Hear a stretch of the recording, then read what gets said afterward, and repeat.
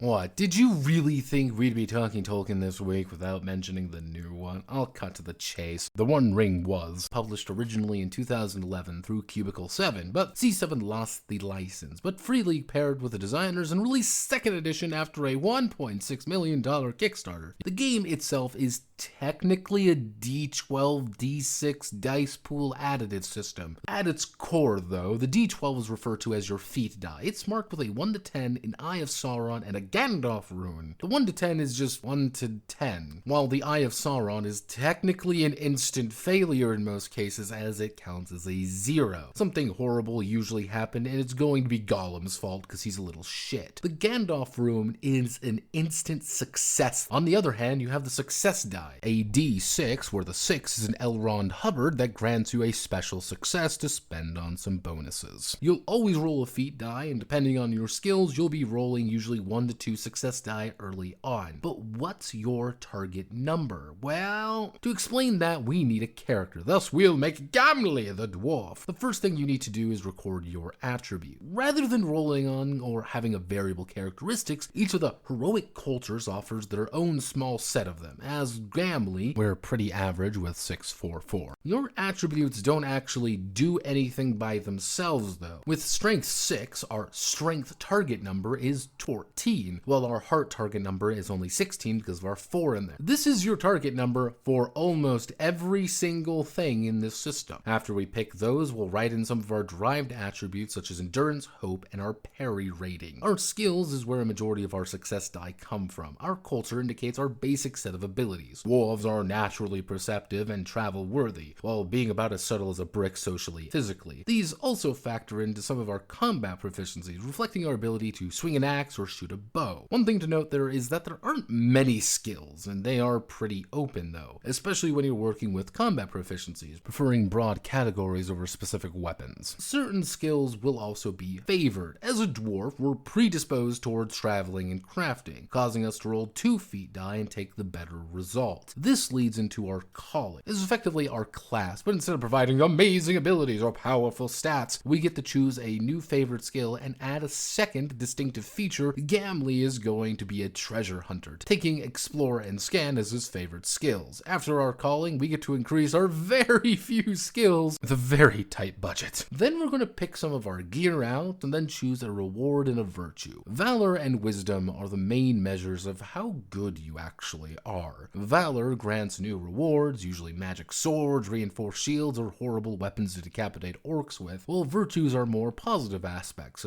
such as being confident, nimble, mastering skills, and you're going to get these by going on adventures and doing your job as a hero. After that, the character's done. We just have to establish what our company is actually, because a major aspect is a merry band of fuckwits going on a quest. Having Bilbo Baggins as our patron grants us some bonus fellowship points to do our best, and here we go adventuring! Rather than going over every single aspect of the game, I'll do a quick rundown on some of the basic principles. Almost everything you do is going to be eating away at endurance and hope. Endurance acts as our health, the little nicks and aches on an adventure, while hope is the measure of our mental fatigue, as well as giving us some bonuses to the different die rolls. Of course, there are problems that erupt, notably shadow points, where your madness begins consuming you and eating your face should you get enough of them. There are 3 main aspects to the game: journeying, councils, and combat. We'll only be covering journeys and combat here today, though. Journeying is going around the countryside and exploring and venturing to particular places. It could be to the next town over, or finding the lost dwarf mine of Khaz-Khadul. It's a team effort, with a party of guides, hunters, lookouts, scouts will be making checks to traverse a hex grid, but not really. Often making event rolls that result in fatigue points that eat into our abilities, and should it beat our endurance, well, the final part of an adventure is combat. Swords are drawn, disaster is needing and to be averted. The first part of combat is the opening volleys, as everyone with an actual bow or ranged weapons fire their initial shots, followed by everyone rushing into melee. Combat doesn't have a map, bar its stance system. The stances are forward, open defenses, and rearward, each of these having their own benefits and drawbacks. Forward grants you a bonus to hit and get hit. Defensive removes a chance to hit, but also removes a chance to get hit. Rearward is for those prancy fucking elves with their bows taking pot shots at things and usually missing. But let's resolve a really basic attack. Gimli is in the open sands rolling his feat die and 2d6s for his axe. Gimli rolls his dice attempting to beat his strength target number. Now, a basic footpad is going to have 0 parry, therefore Gimli gets a hit with his roll of 15 or greater. However, if we're fighting a southern champion, we'd actually fail the roll due to his parry rating reducing us below our strength tier. But let's say we have our great axe and we hit. We deal 7 whole damage. Pretty nasty, all things considering. If we score some super successes, we can spend these on special heavy blows, improving our parry, or shoving an enemy back. Piercing blows is when we roll 10 or a Gandalf on the feat die. Most of the time, this kills an enemy immediately. However, this can happen to you. The longer you stay in combat, the more endurance damage you take, eventually becoming wary should you take too much damage or already fatigued from the rigors of the battle. Combat is dangerous in a more of a attrition war, but a well-organized group with the right advantages can handily deal with threats larger than them by having the tactical wherewithal to use the numbers against them. Now that covers most everything the players will be doing almost. The core conceit of the game is living in Middle-earth and playing to the stories of In the Hobbit and The Lord of the Rings itself, adventuring through the countryside in spring and summer to retire in the winter and to gallivant around the Shire, drink elven wine when needed. You'll actively be improving your character every session, more points to spend, more heroic deeds to accomplish, and every other problem builds up your character. But I have an important question. Do you want to play in Middle-earth? Really think about that question, because the One Ring 2nd Edition is all about that. It's built for the single defining nature to play a game in Tolkien's writing on the table, into Tolkien's world and his beliefs. But if you hesitated or doubted for even a moment, then the One Ring is going to feel awkward at points, even if you're just juggling some currencies and little numbers that make it thematic. But could be a bit dull to some, and even those who want a bit more meat to their system are going to feel a bit let down as well. The One Ring is an objectively good game. You'll either get a hell of a lot of mileage writing your own Tolkien fantasy novel, or feel like you're an outsider looking in. My name is Notepad, and this was the One Ring 2nd Edition. If you like what I do here, feel free to like, comment, and subscribe, and many thanks to the Hobbit Bakers and Tradesmen Union for their continued service to our ill-fated adventures. Off we go into the wild blue yonder.